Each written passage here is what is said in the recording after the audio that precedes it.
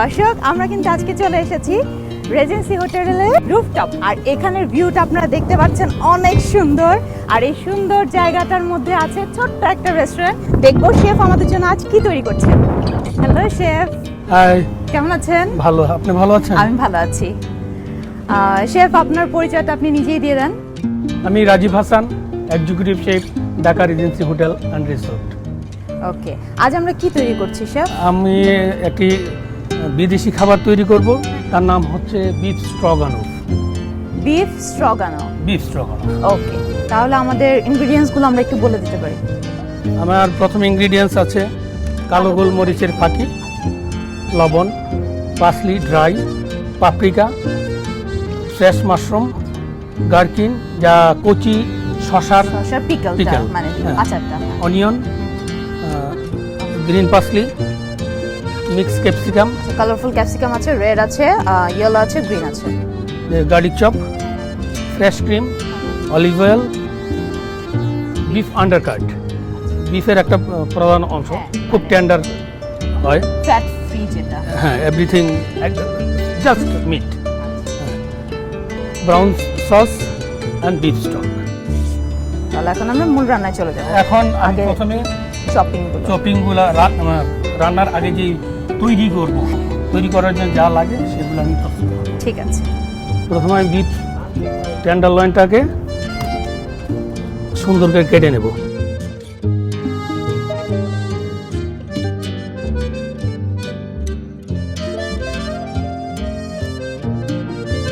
আমি মিটটা কেটে রাখলাম, এখন আমি ক্যাপসিকামগুলোকে কেটে নেব।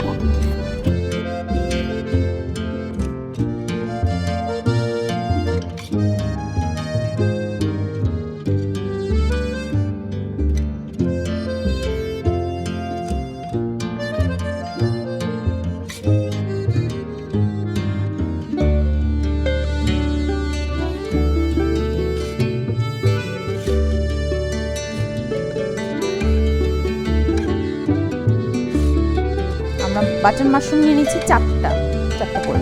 দুটা নিলাম, আচ্ছা, আর দুটো রেখে দিই। ঠিক আছে। এরপর কি আমরা পেঁয়াজটা কেটে নেব? হ্যাঁ, পেঁয়াজটাকে আমি চপ করে নিচ্ছি। আচ্ছা, ফাইনলি চপ আর রাফলি চপ।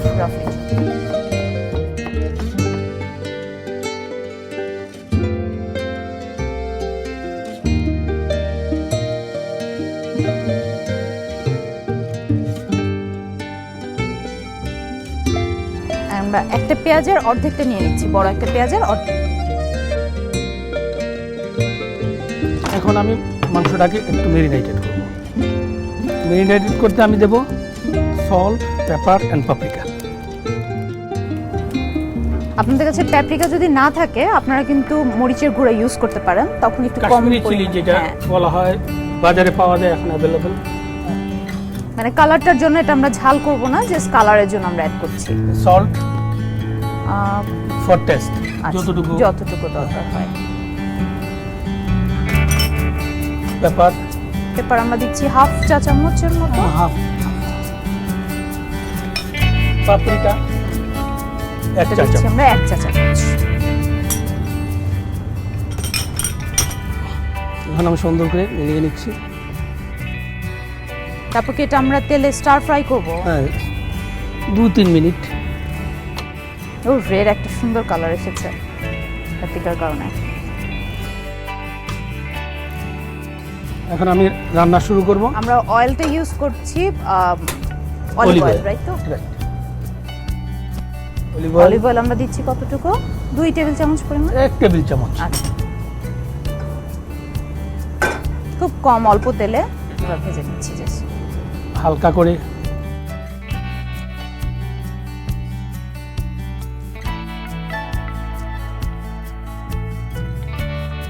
আমরা ব্রাউন করব না তো, শুধু একটু হালকা একটু টস করে নিচ্ছি, তাই তো?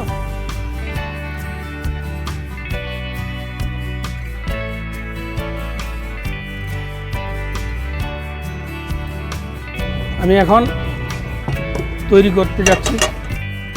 তো ভেজিটেবলটা সাথে যে ভেজিটেবলটা যাবে। আচ্ছা, আমরা আবার অলিভ অয়েল দিচ্ছি কতটুকু?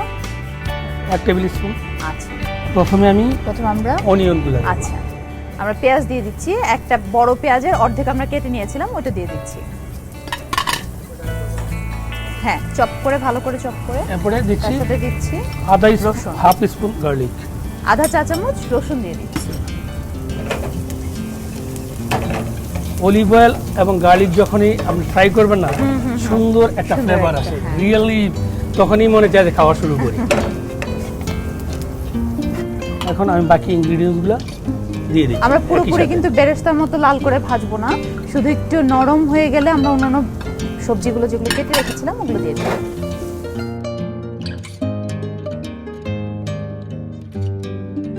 এখন আমি মিটে দিয়ে দিচ্ছি।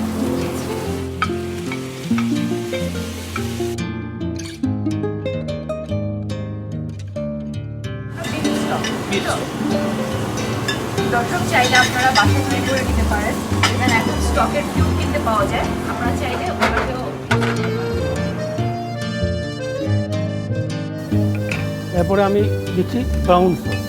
ব্রাউন সসটা আমরা বোধহয় বাজারে কিনতে পাবো। বাজারে কিনতে পাবেন এবং নিজেও তৈরি করা যায়, তো আমরা নিজেরা তৈরি করি। এবং সসটার কারণে কিন্তু থিকনেস চলে আসছে, তাই তো? আমি এখন একটু সল্ট পেপার দেবো। ওকে, লবণ দিচ্ছি আমরা কোয়ার্টার চা চামচ, পেপার আমরা কোয়ার্টার চা চামচ দিচ্ছি।